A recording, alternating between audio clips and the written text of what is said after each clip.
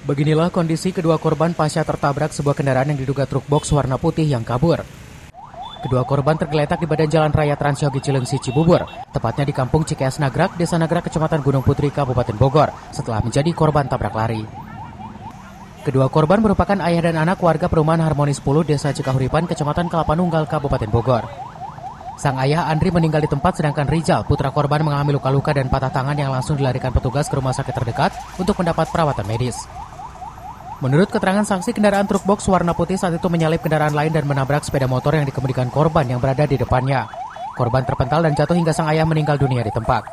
Setelah menabrak sepeda motor yang ditumpangi kedua korban, kendaraan box tersebut kabur ke arah Cibubur. Unit Gakum Laka Lantas Unit Cilengsi Polres Bogor yang datang ke lokasi langsung melakukan olah TKP dan mengevakuasi korban dan motor korban. Sementara itu, istri korban yang mengetahui kejadian tersebut mendatangi lokasi, tampak ia menangis histeris melihat sang suaminya sudah tidak bernyawa.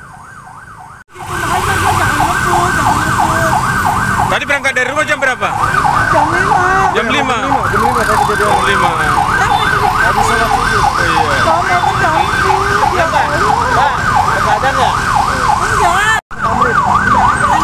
Rumah sakit Tamrin. Itu anak itu? Iya, Oh, anaknya. Iya. Iya, dia masih hidup, Bu. Masih nggak parah yang ini parah. Kejadiannya gimana, Pak?